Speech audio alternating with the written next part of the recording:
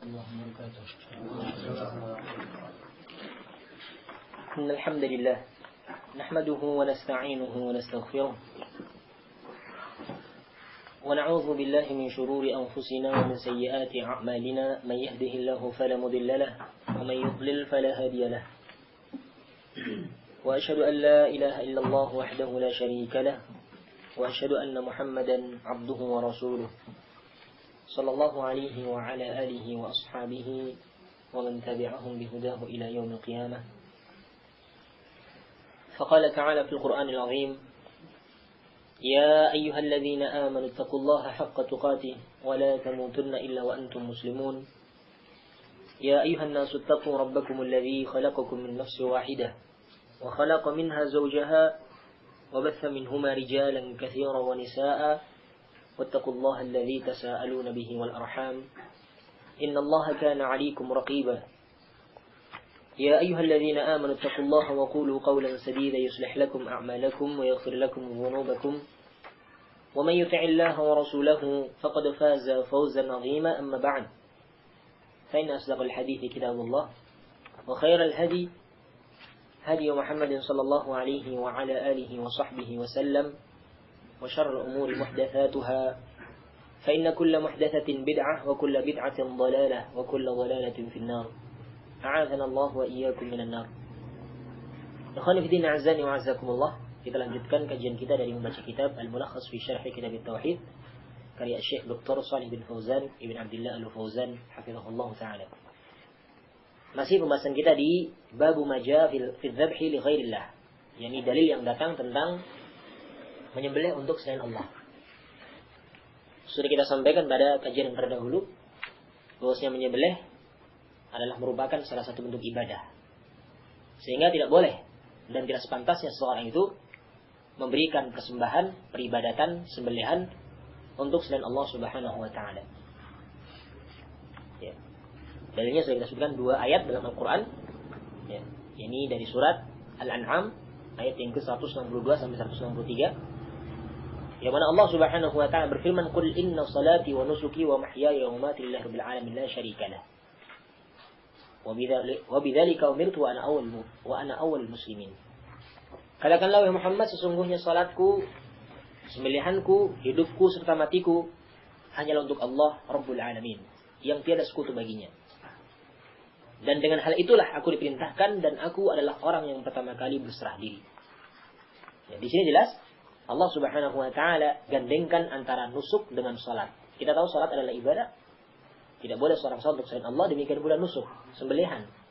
Ini juga ibadah yang tidak boleh sepantasnya seorang itu memberikan untuk selain Allah Subhanahu wa taala. Demikian pula surat Al-Kautsar Allah menyatakan, "Fashalli li rabbika wanhar."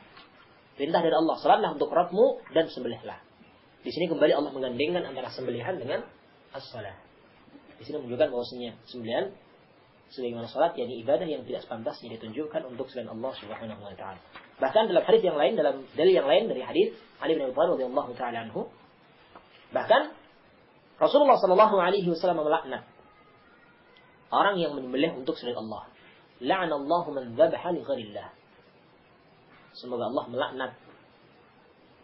Ya. Laknat yakni at-tarad wal ib'ad. Mengusir dan menjauhkan dari rahmatnya Allah Subhanahu wa taala. Yani man dzabaha li ghairillah, bagi orang yang menyembelih untuk selain Allah Subhanahu wa taala. Ya, cuman kemarin sudah kita juga sebutkan bahwasanya menyembelih ini ya, meskipun seorang itu memiliki tujuan untuk selain Allah, tapi kalau memang di sana ada dalil yang membenarkannya, maka ini tidak mengapa. Sebagai contoh, menyembelih dalam rangka untuk memuliakan tamu, menyembelih binatang tentunya dengan bismillah tetap ya, tapi dengan tujuan, dengan niatan untuk memuliakan tamu, untuk walimahan, ataukah untuk hal-hal yang disyariatkan yang lain, akikah, ataukah yang lainnya, ini tidak mengapa, bukan termasuk kesyirikan. Meskipun niatan kita untuk, ini maksudnya bukan selain Allah, tapi untuk melaksanakan perintahnya Allah. Sebagai contoh, menyembelih binatang untuk memuliakan tamu, ini kan perintahnya Allah dan juga Rasulnya. Rasulullah yang memerintahkan, man kana yu'minu wal yawmil akhir, yani falyukrim dhaifahu, muliakan tamunya. Tentunya muliakan tamu itu bisa dilakukan dengan cara apapun. Sebagai contoh, ini perbuatan Ibrahim, beliau menyembelihkan bi'ajlin samin. Ya. hal ataka hadithu dhaifi Ibrahim al-mukramin id dakhalu alaihi faqalu salama qala salamun qaumun munkarun. Kemudian Ibrahim faragha ila ahlihi. Ibrahim pergi menuju keluarganya dengan diam-diam. Faja'a bi'ajlin samin. Tiba-tiba Ibrahim itu datang dengan membawa yakni daging anak sapi yang gemuk. Ibrahim menyembelihkan satu untuk tamu yang tidak dikenal tersebut. Ya, di sini menunjukkan bahwasanya menyembelih untuk selain Allah, kalau memang itu perintahnya Allah atau Rasulnya, tapi tentunya dengan tetap bismillah, ini suatu hal yang bukan termasuk kesyirikan. Apakah bahkan menyembelih untuk sekedar bersenang-senang, sekedar bermakan-makan, berjual beli, berdagang, bisnis? Ini juga bukan termasuk hal yang terlarang dan juga bukan termasuk kesyirikan. Karena memang inilah hikmah di antara hikmah diciptakannya binatang ternak dalam hal ini. Karena Allah menyatakan, Allahul ladzi ja'ala lakumul an'ama litarkabu minha wa minha ta'kulun. Allah lah yang telah menciptakan binatang ternak untuk kalian.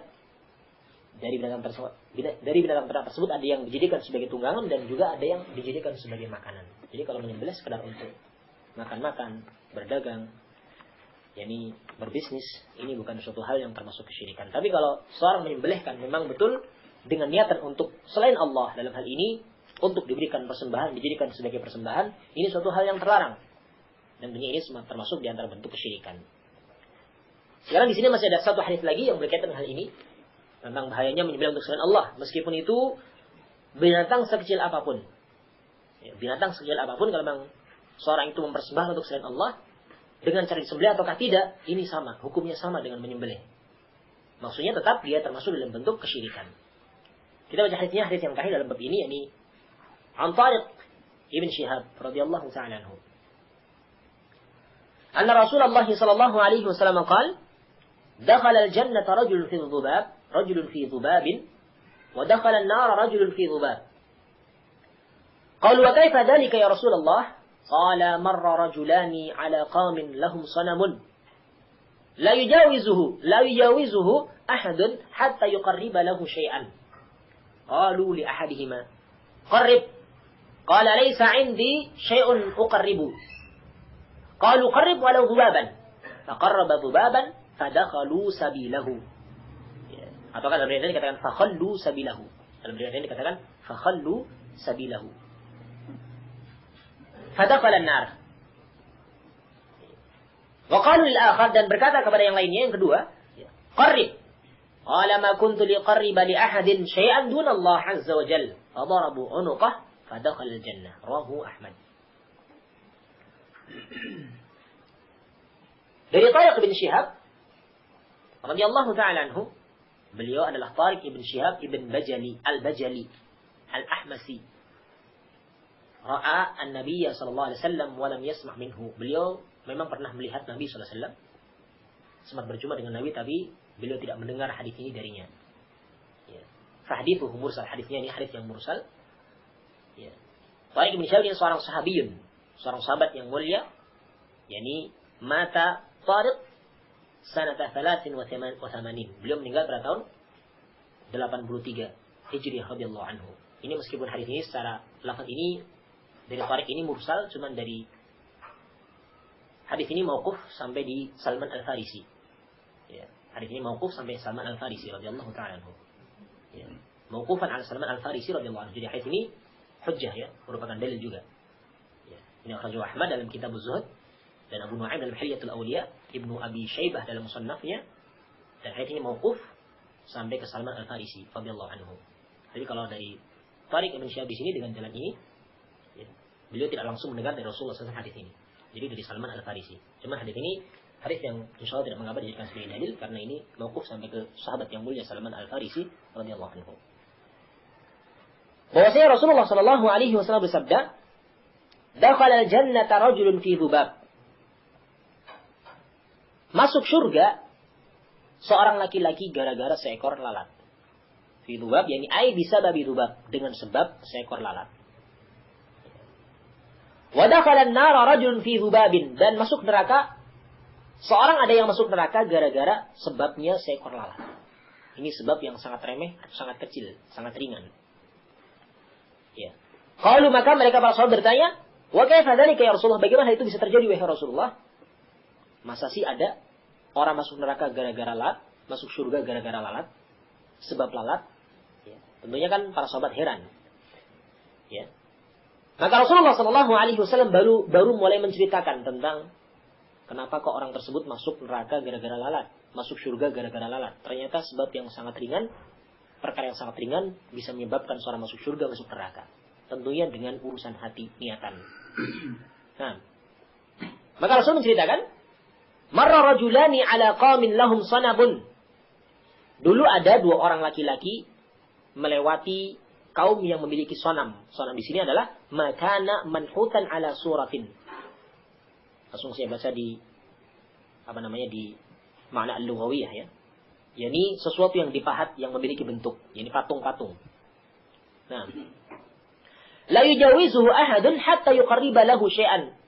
Tidak ada seorang pun yang boleh melewati patung tersebut, sonam tersebut, sampai orang tersebut bertakarrub kepadanya dengan sesuatu, mendekatkan diri dengan patung tersebut dengan sesuatu.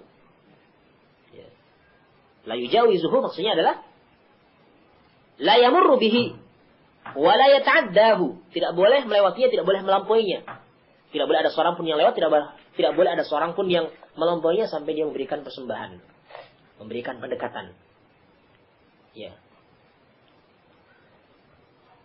Qalu li ahadihima, maka berkata kaum tersebut kepada salah seorang dari dua orang yang lewat tadi. Qarrib, lakukanlah taqarrub, lakukanlah pendekatan. Berikanlah persembahan maksudnya. Qala, maka orang yang pertama ini mengatakan laisa indi syai'un uqarribu, aku tidak punya apapun untuk bertaqarrub. Aku tidak punya apapun untuk dipersembahkan kepada berhalamu tadi. Kalau mereka menyatakan qarrib walau dzubaban, lakukanlah taqarrub, lakukanlah pendekatan, lakukanlah persembahan meskipun itu hanyalah dengan seekor lalat. Faqarraba dzubaban fakhallu sabilahu fadakhala nar. Maka orang yang pertama ini pun bertaqarrub, mendekatkan diri dengan berhala tersebut tadi, ya. Maka mereka pun membiarkan jalannya, melepaskan dan membiarkan lewat. Fadakhala nar. Maka orang ini masuk neraka gara-gara memberikan persembahan dengan seekor lalat. Tidak disembelih ya, cuma diberikan persembahan. Tangkap mungkin kalau pakai sapu kan dikebyok aja. Ya. Kalau tangkap susah. Biasanya kalau enak itu pakai, sekarang ada apa? Lem. Ini mudah, bisa ribuan, ratusan. Ya. Ditangkap kemudian dipersembahkan. Ini sudah suatu bentuk pelanggaran. Satu ekor lalat saja yang binatang kecil yang hina, yang membawa penyakit bahkan. Dikatakan membawa penyakit ini. Kan seperti itu lalat. Tapi ini pun ternyata bisa menyebabkan neraka, bisa menyebabkan surga. Ketika seorang memberikan persembahan untuk selain Allah, maka ini termasuk di antara bentuk kesyirikan yang menyebabkan seorang masuk dalam neraka. Wa qalu lil akhar, maka berkatalah mereka kepada orang yang kedua. Qarib, lakukanlah taqarrub, lakukanlah pendekatan, lakukanlah persembahan untuk berhala kami. Qala ma kuntu liqarriba li ahadin syai'an dunallahi azza wa jalla. Aku tidak akan memberikan taqarrub untuk seorang pun, sedikit pun, kecuali untuk Allah Subhanahu wa taala, Allah Azza wa Jalla. Fadarabu 'unuqah, maka mereka pun memenggal lehernya. Fadakhala al-jannah, maka dengan sebab orang ini mempertahankan tauhidnya, mempertahankan keimanannya, orang ini pun masuk dalam surga. Ya. Ini hadis rawahu al-Imam Ahmad rahimahullahu taala. Yuqarribu silah yudbahu, yani memberikan persembelihan untuk selain Allah. Maka ini suatu hal yang merupakan kesyirikan. Sekarang kita baca al-ma'na al-ijmali lil hadis. Tadi saya sudah baca ini ya semuanya. Langsung kita masuk di al-ma'na al-ijmali lil hadis. Makna global dari hadis ini. Berkata muallif hafizahullah taala dalam kitabnya di sini al-mulakhas fi syarh kitab at-tauhid, Syekh Shalih bin Fauzan ibn Abdullah al-Fauzan hafizahullah taala. Yukhbiru an-nabiy sallallahu alaihi wasallam an khuturat asy-syirki wa shana'atihi. Fayuhaddithu ashabahu wa yabda'u hadithahu bi bidayatin taj'alu an-nufusa tastaghribu wa tattali'u ila siyaqi hadzal hadits. Wa tatalla'u ila siyaqi hadzal hadits. Nabi SAW menghabarkan dalam hadis yang mulia ini tentang bahayanya kesyirikan dan juga jeleknya kesyirikan. Bahaya kesyirikan dan kejinya kesyirikan, jeleknya kesyirikan. Maka beliau menceritakan kepada para sahabatnya dan memulai ceritanya tersebut ya, dengan permulaan yang membuat jiwa itu merasa aneh, tastaghribu, merasa heran. Masa sih mungkin masuk neraka gara-gara surga, masuk surga gara-gara lalat, masuk neraka gara-gara lalat, kan? Ini suatu yang aneh. Rasul memulai pembicaraan ini dengan suatu berita, suatu kabar yang menjadikan jiwa itu merasa aneh, merasa asing. Sehingga seorang itu akan melihat ya kepada konteks hadis ini. Ya. Yani dakhala al-jannata rajulun fi dhubab wa dakhala an-nar rajulun fi dhubab. Ada orang yang masuk surga yani karena gara-gara seekor lalat, ada orang masuk neraka gara-gara seekor lalat. Ini syai'un yasir. Sabbaba amran khatiran. Perkara yang ringan ternyata bisa menyebabkan perkara yang khatir, yang sangat berbahaya, yang sangat besar.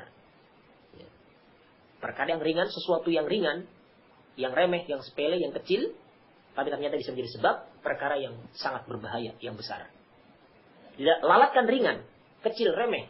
Surga perkara yang besar, neraka perkara yang besar. Tapi ternyata bisa seperti ini. Wa ajara su'ala an tafsilihi, maka hal itu mengharuskan orang itu bertanya tentang rinciannya.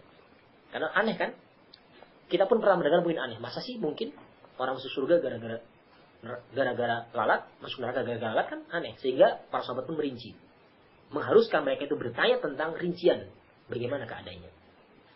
Wa huna yufassilu fayaqul, maka di sini Rasulullah SAW merinci dan beliau mengatakan, Inna rajulaini yadharu annahuma min Bani Israel. Sesungguhnya ada dua orang laki-laki yang menampak di sini, yang terlihat di sini bahwasanya dua orang ini adalah dari kalangan Bani Israel. Ya. Arada al-ubura ma'a makanin yahillu fi sahatihi sanamun yufarridu ala man arada tajawuzahu ayyan bahalahu taqarruban ilaihi wa ta'ziman lahu.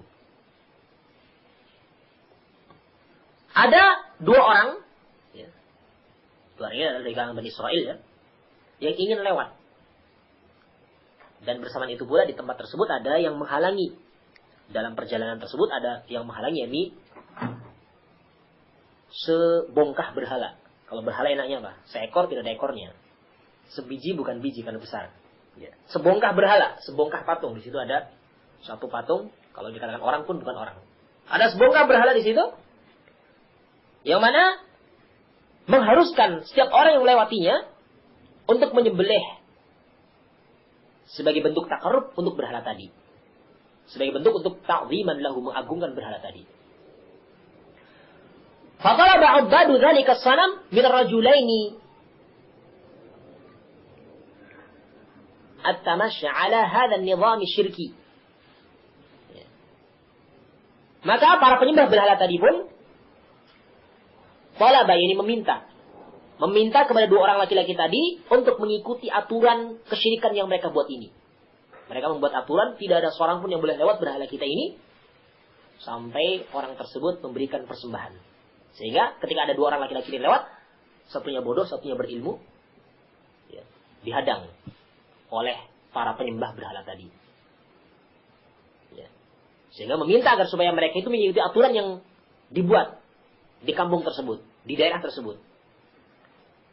Fama haduma fa'tadara bi'adami fa'tadara bil'adami faqana'u minhu ba'isa li syai'in. Adapun salah seorang dari keduanya tadi, orang yang pertama ini meminta uzur, beralasan bahwasanya dia itu tidak memiliki apapun untuk bisa diberikan sebagai persembahan. Tapi ternyata kaumnya ini pun, para penyembah berhala tadi pun, mereka mencukupkan dengan sesuatu yang paling ringan pun. Silahkan yang paling ringan pun nggak apa-apa, yang penting harus berikan persembahan. Ya. Mereka merasa cukup dengan yang sedikit pun cukup. Yang penting tujuannya bukan sembelihannya, bukan, tapi bentuk persembahannya. Bentuk kesyirikannya itu yang mereka maksudkan. Bentuk persembahan kepada berhalanya tadi. Bukan tidak dilihat dari nilainya, tapi dilihat dari yakni takarrubnya kepada berhala yang mereka miliki tadi. Ya. Mengagungkan kepada berhala yang mereka miliki tadi. Lianna maksudahum husulul muwafaqati ala syirki, karena maksudnya mereka itu agar supaya tercapainya kesamaan kesyirikan. Maksudnya semua orang lewat harus sama-sama syirik, sama-sama menyembah berhala tadi. Ini tujuan mereka. Jadi bukan nilainya, bukan harganya, bukan besar, bukan kecil, tapi yang dimaksudkan di sini adalah supaya mereka itu sama, tercapai tujuan mereka, maksud mereka sama dalam hal kesyirikan. Fala bahalis sanami zubaban, maka orang yang pertama ini menyembelih seekor lalat untuk berhala tadi. Fatarakuhu, maka mereka pun meninggalkan orang tadi, yamurru, untuk lewat. Fadakhala bisababi fi'lihi hada nar jahannam, maka dengan sebab perbuatannya ini, orang ini pun masuk dalam neraka jahannam. Na'udzubillah min dzalik. Gara-gara seekor lalat masuk neraka jahannam. Li'annahu fa'ala syirka.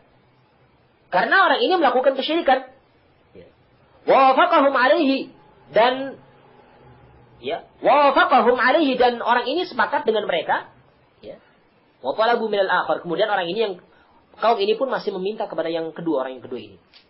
Ayyuqarriba lis-sanam, untuk memberikan takarrub kepada berhala yang mereka miliki tadi. Fatadhara bi anna hadha syirkun wa la yumkinu ay yaf'alahu. Maka orang yang kedua ini pun meminta uzur, beralasan bahwa ini perbuatan syirik, saya tidak mungkin melakukannya. Tidak mungkin saya melakukan perbuatan tersebut. Alasan ini alasan yang tepat tentunya. Ternyata mereka dengan sebab orang kedua ini menolak, faqataluhu, maka mereka pun membunuhnya, fadakhal jannah, maka dengan sebab dia tidak mau melakukan kesyirikan dan mempertahankan ketauhidan, meskipun mati, ternyata dia mati masuk ke dalam surga. Limtina'ihi minasyirki, karena itu menghalangi dirinya dari kesyirikan, menjaga dirinya dari kesyirikan, tidak mau melakukan kesyirikan, maka masuk dalam surga. Ini makna global dari hadis tersebut. Kita lanjutkan di munasabatul hadis lil bab, kesesuaian hadis ini dengan bab. Annahu dalla ala anna dzabha ibadatun wa anna sarfahu li ghairi Allah syirkun. Bahwasanya hadis ini menunjukkan menyembelih itu adalah ibadah. Hadis ini menunjukkan bahwa menyembelih itu adalah ibadah. Dan bahwasanya kapan seorang itu mengalihkan ibadah itu untuk selain Allah, maka ini termasuk di antara perbuatan syirik. Ini jelas pembahasan kita dalam bab ini tentang masalah kesyirikan. Yakni syiriknya menyembelih untuk selain Allah Subhanahu wa taala. Nah, kita lanjutkan di masalah hadis. Faedah yang diambil dari hadis ini. Yang pertama, bayanu khuturatis syirki walau fi syai'in qalil. Faedah yang pertama tentang penjelasan bahayanya kesyirikan. Meskipun itu pada perkara-perkara yang kecil, yang ringan, yang remeh, tapi tetap berbahaya.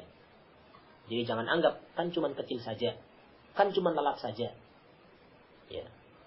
Jangan melihat kecil besarnya, tapi melihat yakni dampak negatifnya, yakni perkara terlarangnya. Ya. Ini kesyirikan tersebut. Ini jelas sangat berbahaya.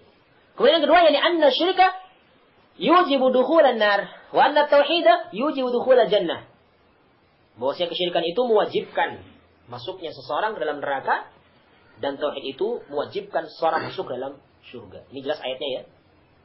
Allah menyatakan innahu may yusyrik billah faqad harramallahu alaihi al-jannata wa ma'wahu an-nar wa man dzalima min ansar. Sesungguhnya barang siapa menyekutukan Allah, maka sungguh Allah haramkan baginya surga. Allah haramkan surga dan tempatnya adalah di dalam neraka. Dan sekali-kali tidak seorang peluang bagi orang-orang yang ini zalim. Nah, ini surat Al-Maidah ya. Ini ayat yang sangat jelas yang menunjukkan tentang bahaya kesyirikan, menyebabkan seorang itu masuk ke dalam neraka. Kemudian yang ketiga, ini annal insana qad yaqa'u fi syirki wa huwa la yadri annahu syirk alladhi yujibu an-nar. Bahwasanya seseorang itu terkadang terjatuh dalam kesyirikan dalam keadaan dia tidak tahu bahwasanya itu syirik, dan hal itu juga tetap menyebabkan seorang itu masuk dalam neraka. Jadi al-jahl bukan suatu alasan, bodoh bukan suatu alasan seorang itu akan diberikan umur dalam hal ini tentang masalah kesyirikan. Orang ini yang pertama ini bodoh, orang tidak tahu kalau itu syirik, kalau itu haram. Ya. Tapi dia itu melanggar, tetap masuk neraka juga. Apalagi zaman sekarang yang zaman ilmu sudah di mana-mana pun bisa didapatkan. Dalam majlis-majlis taklim banyak, buku-buku banyak, kaset-kaset banyak, rekaman-rekaman banyak, tulisan juga banyak. Maka sekarang tidak ada alasan lagi untuk tidak tahu. Kecuali orang-orang yang malas. Ya. Maka terkadang manusia itu terjatuh dalam kesyirikan, dalam keadaan dia tidak tahu kalau itu syirik. Tapi ternyata hal itu tetap menyebabkan seorang masuk dalam neraka. Jadi di sini kebodohan bukan merupakan alasan seorang itu yakni akan selamat dari ancaman neraka ketika melakukan kesyirikan. Syirik tetap syirik, bahaya tetap bahaya. Nah, kemudian yang keempat, yakni at-tahdhiru minadz-dzunubi wa in kanat saghiratan fil hisban. Dalam hadis ini terdapat padanya peringatan dari perbuatan dosa meskipun kecil secara hitungan. Secara hitungan kecil. Tapi ini perkara yang sangat diperingatkan. Ya. Dari dosa-dosa. Ya. Jangan lihat kecilnya, tapi ini dosanya. Ini suatu yang haram, suatu hal yang terlarang. Kemudian yang kelima, yaitu anna hadzal rajula dakhala an-nar bisababi lam yaqsudhu ibtida'an wa innama fa'alahu takhallusan min syarri ahli sanam. Perhatikan laki-laki di sini. Laki-laki yang pertama di sini. Orang yang laki-laki pertama di sini, orang ini masuk dalam neraka dengan sebab sesuatu yang dia tidak maksudkan pada mulanya. Pada awalnya dia tidak memaksudkan untuk melakukan kesyirikan. Tidak lain dia melakukan hal itu hanya ingin menyelamatkan dirinya dari kejelekannya ahlus sanam, kejelekannya para penyembah berhala. Tujuannya cuma ini, ingin bisa lewat saja. Tapi ternyata mempertaruhkan agamanya. Na'udzubillah min dzalik. Nah, jangan sampai kita cuma gara-gara sesuatu yang ringan mempertaruhkan agama kita. Ya. Karena ini, kapan seorang melakukan kesyirikan tetap, kalau dia mati dalam keadaan syirik, na'udzubillah min dzalik, tetap neraka. Tidak ada toleransi lagi sudah. Kalau dia kesyirikan, ini tetap haram. Kalau dia mati dalam keadaan belum bertaubat, maka ini tetap ini neraka. Nah, kemudian yang keenam, yakni annal muslima idza fa'ala syirka abtala islamahu wa dakhala an-nar. Annal muslima idza fa'ala syirka abtala islamahu wa dakhala an-nar.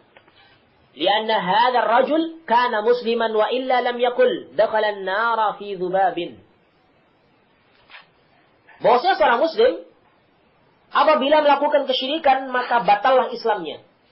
Keislamannya batal. Kalau melakukan kesyirikan maka Islamnya batal, otomatis batal dan dia masuk dalam neraka. Kalau mati dalam keadaan masih melakukan kesyirikan, belum taubat dari kesyirikannya tersebut. Karena perhatikan laki-laki di sini dalam hadis ini, dulunya itu muslim. Oleh karena itu di sini, kalau tidak muslim berarti Rasul tidak mungkin mengatakan dakhalan nara fi dzubab. Masuk neraka gara-gara seekor lalat, sebab seekor lalat. Kalau memang asalnya kafir berarti sudah tidak perlu, bukan karena lalat, tapi karena kekafirannya masuk neraka. Jadi di sini awal asalnya itu muslim dia. Jadi gara-gara melakukan kesyirikan, yakni dengan seekor lalat saja masuk neraka. Di sini zahirnya awalnya muslim, tapi ketika melakukan kesyirikan batal Islamnya dan dia masuk dalam neraka. Kemudian yang ketujuh, yakni annal mu'tabara 'amalul qalbi wa in saghara 'amalul jawarih wa qalla. Yang dianggap di sini adalah amalan hati. Ya, meskipun itu kecil. Wa in saghara 'amalul jawarih, meskipun amalan jawarihnya itu anggota badannya itu kecil dan sedikit. Tapi kalau hatinya itu tetap melakukan kesyirikan, ya sudah sama. Ya, yang dianggap di sini berarti amalan hati. Nah, kemudian yang kedelapan, yakni anna dzabha ibadatun wa sarfuhu li ghairillahi syirkun akbar. Bahwasanya menyembelih itu adalah ibadah dan mengalihkan ibadah itu untuk selain Allah adalah perbuatan syirkun akbar, syirik yang besar. Ini faedah yang ke-8. Yang ke-9 yakni fadlut tauhid wa 'azimu thamratihi. Keutamaan tauhid dan besarnya buah tauhid. Hasil dari tauhid tersebut sangatlah besar, sangatlah agung. Tauhid itu menyebabkan seorang itu masuk dalam surga. Sebenarnya syirik menyebabkan seorang itu masuk dalam neraka. Ya. Laki-laki tadi meskipun dia di dunia itu dibunuh oleh para penyembah berhala, tapi ternyata di akhirat masuk dalam surga karena mempertahankan tauhid. Maka Rasul menyatakan man kana akhiru kalamihi la ilaha illallah dakhala jannah. Barang siapa yang akhir ucapannya la ilaha illallah, ini tauhid, maka dia masuk dalam surga. Ini jelas keutamaan tauhid. Kemudian yang ke-10 yakni fadilatus sabri 'alal haqq. Keutamaan sabar di atas kebenaran. Orang-orang yang sabar di atas kebenaran ini benar-benar orang pilihan. Orang-orang yang Allah kehendaki kebaikan baginya. Tentunya ketika sabar, Allah pasti akan menolongnya. Meskipun di dunia, secara zahirnya dia itu celaka, maksudnya dia itu terbunuh. Tapi di yaumul qiyamah kelak, tentunya Allah akan berikan kepadanya balasan yang lebih baik daripada apa yang di dunia. Ya. Ini keutamaan bersabar di atas al-haq. Ini selesai pembahasan tentang, yakni dalil yang menunjukkan tentang menyembelih untuk selain Allah Subhanahu wa taala. Sekarang kita lanjutkan di bab yang selanjutnya, di babu la yudbahu lillahi bimakanin yudbahu fihi li ghairillah. Tidak boleh menyembelih untuk Allah di tempat-tempat yang biasa di situ disembelih untuk selain Allah. Meskipun untuk Allah, tapi kalau di tempat yang bisa disembelih untuk selain Allah, ini suatu hal yang dilarang. Wa qala ta'ala, dan firman Allah Subhanahu wa taala, di sini ayat yang ingin beliau sebutkan dalam bab ini secara lafaz memang tidak ada yang menunjukkan, tapi secara qiyas di sini ditunjukkan dalam ayat tersebut. Secara lafaz memang tidak, cuma inilah pemahaman para ulama. Jadi ayat itu tidak hanya dipahami dari sisi lafaznya, dari sisi apa namanya? Dari sisi mantuknya, tapi mafhumnya juga dipahami. Inilah para ulama kita, rahimahumullah ta'ala jami'an. Di sini Syekh Muhammad bin Wahab At-Tamimi rahimahullah ta'ala, beliau memahami ayat bukan dengan mantuk ayat tersebut, tapi juga mafhumnya. Pemahaman balik dari ayat tersebut. Di sini dibuatkan kias. Kalau di ayat yang akan kita sebutkan di sini dilarang untuk sholat di masjid dirar, masjid yang dibangun di atas dasar kemunafikan, dilarang untuk sholat di situ, meskipun sholatnya untuk Allah.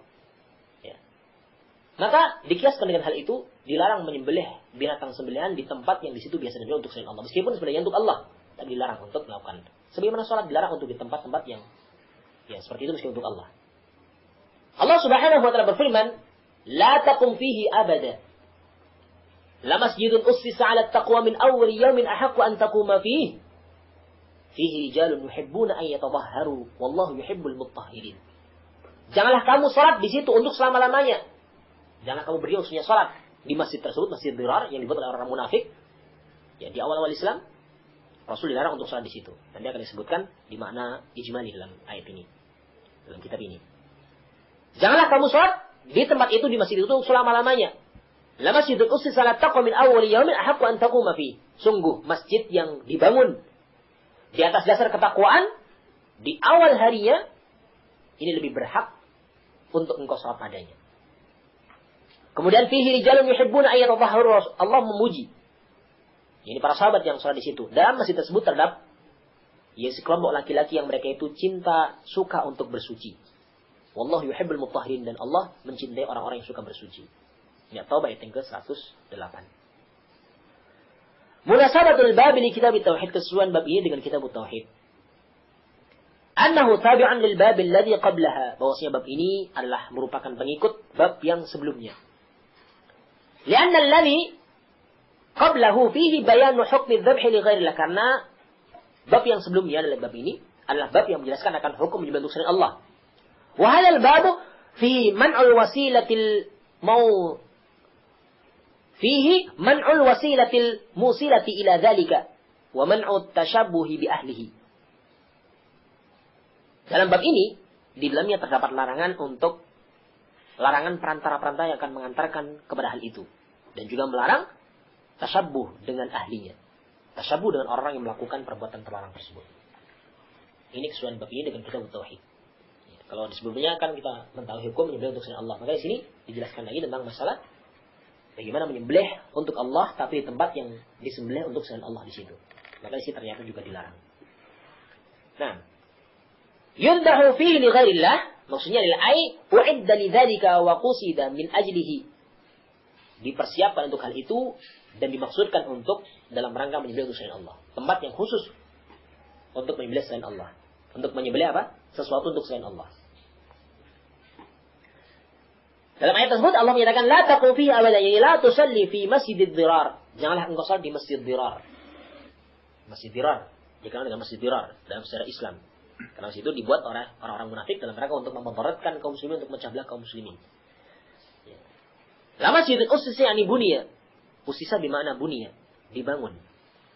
Ala taqwa yani ala ta'atillahi wa rasulihi, yani di atas dasar ketakwaan kepada Allah, ketaatan kepada Allah dan juga Rasulnya.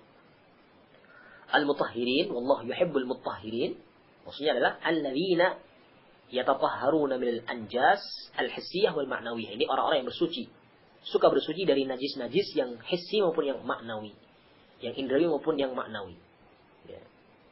Najis yang mengenai jasmaninya maupun najis yang mengenai hatinya, berupa kesyirikan-kesyirikan dan juga perbuatan dosa yang lainnya. Mereka adalah orang-orang yang Allah cintai.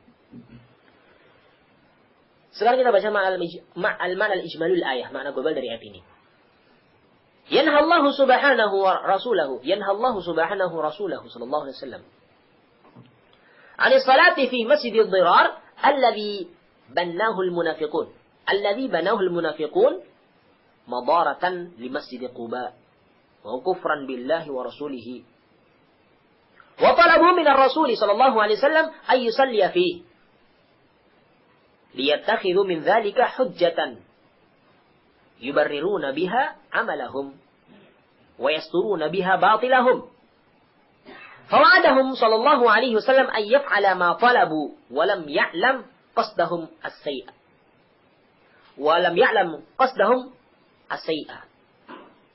Fanahahu Allah 'an dhalika wa haffahu 'ala as-salati fi Masjid Quba alladhi buniya 'ala ta'ati Allah wa rasulih.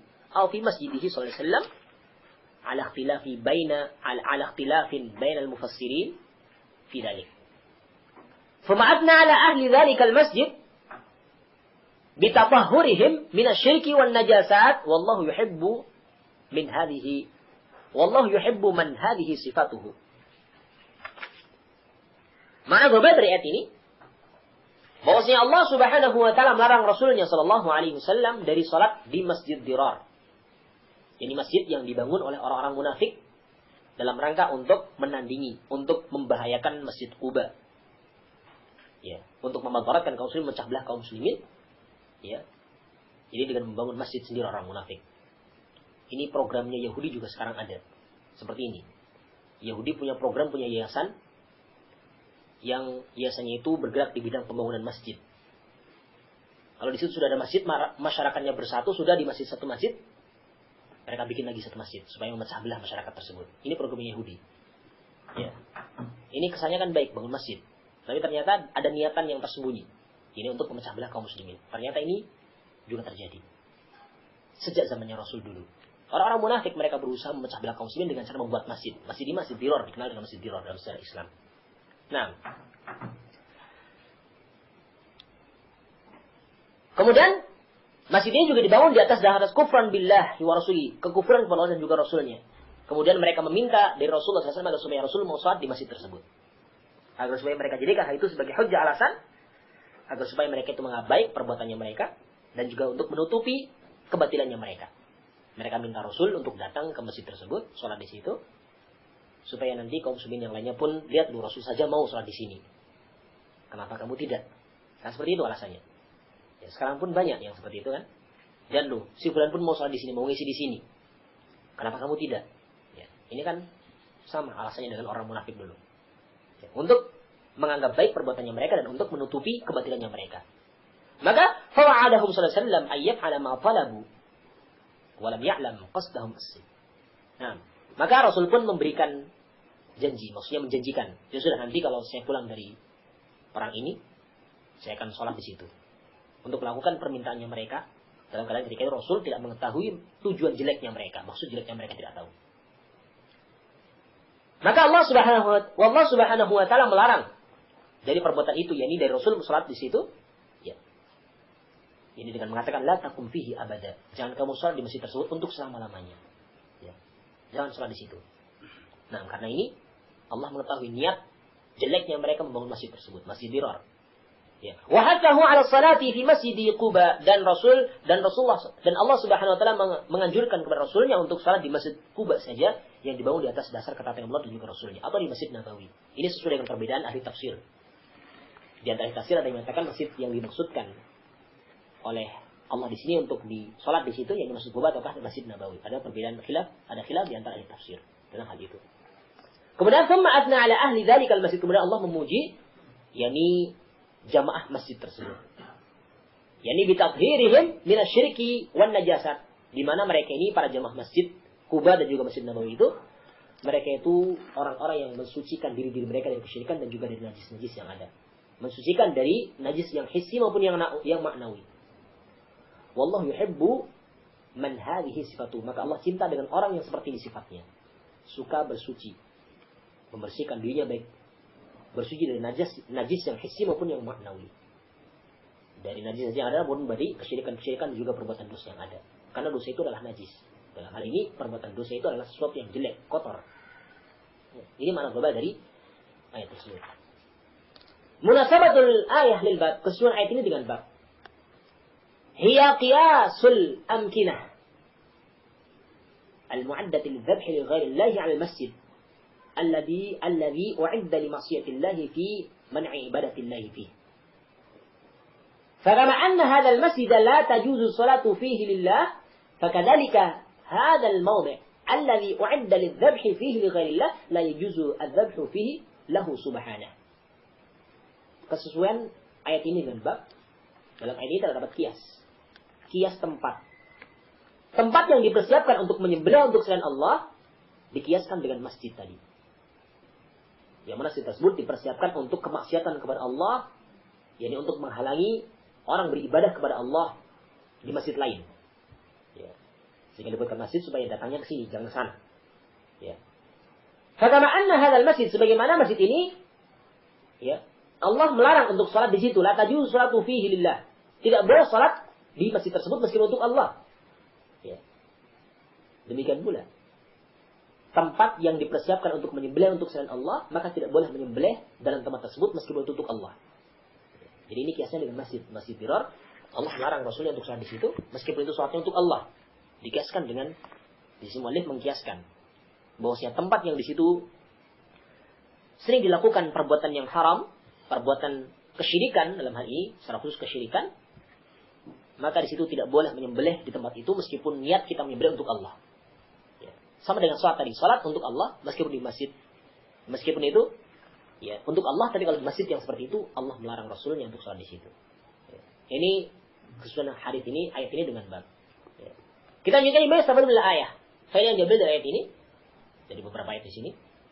Yang pertama, man'u dzabhi lillahi fil mawadi'i al-mu'addati lidzabhi li ghairihi qiyasan ala man'i salati fil masjidil mu'assasi ala ma'siyatillah. Faedah yang pertama, larangan untuk menyembelih, ya. Larangan menyembelih untuk Allah di tempat-tempat yang dipersiapkan untuk menyembelih untuk selain Allah. Larangan menyembelih untuk Allah di tempat-tempat yang di situ dipersiapkan untuk menyembelih selain Allah, menyembelih untuk selain Allah. Ya. Dengan dalil kias, terlarangnya sholat di masjid, yakni masjid Dirar yang dibangun di atas dasar kemaksiatan kepada Allah. Rasul dilarang untuk salat di masjid tersebut. Ya. Kemudian yang kedua, yakni istihbabus salati ma'al jama'ati salihin al-mutanazzihin an mulabasatil qadhurat. Sunnahnya salat bersama jamaah orang-orang yang saleh, dalam rangka untuk menghindarkan diri, membersihkan diri dari menyentuh hal-hal yang kotor. Kemudian ketika ini isbatul mahabbati lillahi 'alal wajhil laiqi bihi subhanahu kasairi sifatihi. Dalam hadis ini terdapat padanya penetapan, ayat ini terdapat padanya penetapan sifat cinta bagi Allah. Allah itu punya sifat cinta. Al-mahabbah bagi Allah, tentunya cintanya Allah itu ala ma yaqu bi jalali, sesuai dengan apa yang pantas bagi kemuliaannya Allah Subhanahu wa taala, sebagaimana sifat-sifat yang lain. Kemudian faedah yang lainnya, yakni yang keempat, yakni al-haffu ala isbaghil wudu' wa tatahhuri minan najasat. Anjuran untuk menyempurnakan wudu dan suka bersuci dari najis-najis. Bersuci dari najis-najis. Ini anjuran dalam hadis ini. Karena Allah yang mencintai orang-orang yang suka bertaharah, bersuci. Oleh karena itu di sana ada sahabat yang sungguh sangat mulia. Sahabat yang bernama Bilal bin Rabah radhiyallahu taala anhu. Karena beliau itu tidak pernah terlepas dari namanya kesucian. Setiap kali batal wudu, sekali batal wudu, sholat 2 rakaat. Batal lagi wudu lagi, sholat 2 rakaat. Terus menerus begitu selama dia masuk Islam. Maka Rasul sampai heran dengan Bilal. Ketika Rasulullah SAW datang ke surga, entah itu ketika mimpi ataukah ketika Isra dan Mi'raj, Allah alam, yang betul, yang jelas Rasulullah ketika masuk surga ternyata Rasul sudah mendengar suara langkah kaki Bilal di depannya. Sehingga Rasul pun heran. Ketika setelah subuh Rasulullah SAW bertanya kepada Bilal, wahai Bilal, kabarkan kepadaku amalan apa yang paling engkau kuat untuk melakukan ketika kamu masuk Islam. Karena aku mendengar suara kakimu itu sudah di surga, di depanku bahkan tadi malam. Ini gara-gara apa? Bersuci ternyata. Setelah Bilal menjawab bahwasanya aku tidak pernah sedikit pun, yakni terkena hadas kecuali aku wudu dan aku sholat 2 rakaat. Terus menerus seperti itu, dijaga terus, kesuciannya dijaga terus. Maka Bilal menjadi ahlul jannah gara-gara ini. Padahal ketika itu masih hidup, tapi sandalnya sudah masuk surga, suara kakinya sudah masuk surga. Dan Rasul pun heran dengan Bilal radhiyallahu anhu. Maka di sini anjuran. Ada juga merupakan anjuran bahwa Allah itu cinta dengan orang-orang yang senantiasa menjaga kesuciannya. Ketika batal wudu, kemudian dia itu ketika kotor, sucikan dari najis tersebut, sehingga betul-betul Allah cinta dengan orang seperti ini. Nah, kemudian yang kelima, yakni annan niyata tu'thiru fil baqa', bahwa niat itu akan bisa berpengaruh di sebuah tempat. Kalau seorang membangun sesuatu dengan niatan yang jelek, ini juga akan berpengaruh. Jangan dianggap, kan tidak ada kaitannya. Ini kan fisik sama urusan hati. Justru ini ada kaitannya. Ada terkadang berpengaruh. Kalau bahasa kita sekarang, tidak barokah. Membikin sesuatu tidak ikhlas, terkadang tidak barokah bahasa kita sekarang. Memang ini betul berpengaruh. Orang-orang munafik bikin masjid dengan niatan yang jelek. Ternyata Allah pun membongkar kejelekan mereka, sehingga Rasul pun dilarang untuk sholat di situ. Berarti itu Rasul sudah mau sholat, sudah menjanjikan, saya nanti akan sholat di situ. Nanti pulang saya perang. Ya, dan ternyata Allah menegurnya. Allah sebenarnya melarang Rasulnya untuk sholat di situ. Maka di sini menunjukkan bahwasanya niatan itu terkadang berpengaruh. Ini yang di sebuah tempat itu berpengaruh. Kalau seorang niatannya jelek dalam membangun sesuatu, termasuk membangun masjid, maka ini tentunya hati-hati, karena ini tentunya akan berpengaruh. Ya. Kemudian yang keenam, yakni masyru'iyatu saddi dhara'i' al-mufadhiyati ila syiriki, disyariatkannya untuk menutup semua celah-celah, menutup semua pintu-pintu yang akan bisa mengantarkan ke dalam kesyirikan. Ya. Karena tempat yang biasa disembelih untuk Allah ini kan tempat kesyirikan. Jadi khawatirnya nanti kalau menyembelih di situ, meskipun itu untuk Allah, tetap nanti orang itu akan menyangka kalau itu sama dengan yang mereka lakukan. Ya. Sebagai contoh lah, kalau misalkan di suatu tempat itu ada ada tempat yang bisa digunakan untuk peribadatan orang-orang non-muslim, orang musyrik dalam hal ini. Katakan kuburan Sunan Kalijogo, kuburan Wali Songo. Kan banyak orang-orang dari kalangan ahlul kubur, yakni maksudnya kuburiyun, para penyembah kubur. Mereka datang ke situ untuk iktikaf di situ, untuk tawaf di situ. Di antara mereka juga ada untuk menyembelih di situ juga ada. Kira-kira kalau kita datang ke sana, meskipun kita tidak untuk melakukan hal itu sampai mereka, kira-kira kita terkena atau tidak? Wah, si fulan juga ikut-ikutan juga. Katanya ke sana syirik, tapi tahu-tahu ikut juga. Ikut rekreasi ziarah. Istilahnya wisata religi. Ya. Kan kita akan kena juga. Ya. Maka ini termasuk hal yang berbahaya. Maka di sini disyariatkan untuk menutup segala celah-celah, segala pintu akan mengantarkan ke dalam kesyirikan. Dan juga mengantarkan kejelekan apapun. Namun di sana itu ada, yakni hal yang akan mengantarkan ke dalam kejelekan, maka dilarang. Sebagai contoh saja masalah gambar-gambar dan patung-patung. Kita tahu bahwasanya syirik ini awalnya dari patung-patung, dari gambar-gambar. Ini syiriknya pada zamannya Nabi Nuh alaihi wasallam. Awal mulai kesyirikan pada zaman Nuh ini karena orang itu terlalu hulu dengan orang-orang soleh sehingga mereka membuat patung ketika orang tersebut meninggal dunia. Ini awalnya. Sebagaimana Abdullah bin Abbas radhiyallahu anhuma menjelaskan tafsir dari surat Nuh, yang mana Allah berfirman, wa qalu la tadarunna alihatakum wa la tadarunna wadda wa la suwa'a wa la yaghutha wa yauqa wa nasra. Mereka mengatakan, la tadarunna alihatakum, janganlah kalian meninggalkan ilah-ilah kalian. Jangan kalian meninggalkan sembahan Wad, Suwa, Yaghut, Ya'uq dan Nasr. Ibn Abbas radhiyallahu ta'ala anhu beliau menjelaskan bahwasanya 5 orang ini dulunya itu orang-orang soleh yang punya pengikut. Ketika orang soleh ini meninggal, para pengikutnya mulai sedih. Ketika itu syaitan membisikkan kepada mereka ini supaya membuat patung saja. Buat patungnya, buat gambarnya, letakkan tempat ibadahnya mereka. Ini awalnya belum disembah. Generasi pertama meninggal dunia, generasi datang selanjutnya bodoh, tidak tahu ilmu, tidak tahu apa-apa, syaitan membisiki lagi. Dulu nenek moyang kalian sembah patung ini, sekarang sembah saja. Barulah terjadi kesyirikan. Maka inilah patung sehingga Islam itu melarangnya. Bahkan Rasul menyatakan, asyadun nasi adzaban yaumil qiyamati al-musawwirun. Manusia yang paling keras adabnya di yaumil qiyamah adalah para penggambar. Maksudnya gambar makhluk yang bernyawa. Ya, makhluk yang bernyawa. Entah itu patung, entah itu dengan bentuk ada pahatannya, ataukah patung, ataukah gambar saja, maka ini suatu hal yang terlarang. Karena ini akan mengantarkan ke dalam kesyirikan. Termasuk juga meskipun bukan gambar tapi foto. Kalau itu fotonya orang-orang soleh yang diagung-agungkan, ini bahaya. Terkadang kan orang-orang sekarang kan banyak yang mengoleksi foto-foto masyayikh. Ya, masyayikhnya mereka kan maksudnya. Syekh Abdul Qadir Jailani dipampangkan fotonya di rumahnya. Ki Haji Hasyim Asy'ari dipapangkan fotonya di rumahnya. Kiai siapa dipampangkan fotonya. Di kacangan situ ada, saya lihat sebuah tempat itu ternyata ada gambar Gus Dur gitu. Mungkin sekarang belum disembah, tapi lama-lama nanti kalau ilmu sudah semakin dilupakan, lama-lama disembah juga gambarnya Gus Dur itu. Ini bahaya seperti ini. Maka Islam melarang. Semua pintu yang akan mengantarkan kesyirikan, semua pintu yang akan mengantarkan ke dalam kemungkaran, ke perbuatan dosa ini semua dilarang. Sebagaimana terlarangnya perbuatan dosa itu sendiri. Sebagai contoh, perzinaan haram. Maka semua hal-hal yang akan mengantarkan dalam perzinaan, entah itu ikhtilat, entah itu melihat lawan jenis yang bukan mahramnya kan, ini haram. Karena ini akan mengantarkan dalam perzinaan. Maka Allah menyatakan wala taqrabuz zina, innahu kana fahsyatan wa sa'a sabila. Jangan kalian mendekati zina, karena zina itulah perbuatan yang sangat jelek. Ya. Fahisyah, perbuatan keji dan jalan yang paling jelek. Sehingga semua itu dilarang. Jadi semua hal yang akan mengantarkan kesyirikan dalam perbuatan yang haram, semuanya dilarang. Sebagaimana perbuatan haram itu sendiri. Ini satu ayat yang ini merupakan qiyas ya. Yang mana Rasul dilarang untuk sholat di masjid dirar. Meskipun itu untuk Allah, tapi Rasul tetap dilarang. Maka dikiaskan dari ayat ini bahwasanya tidak boleh melakukan ibadah dalam hal ini menyembelih di tempat yang di situ biasa dilakukan untuk selain Allah.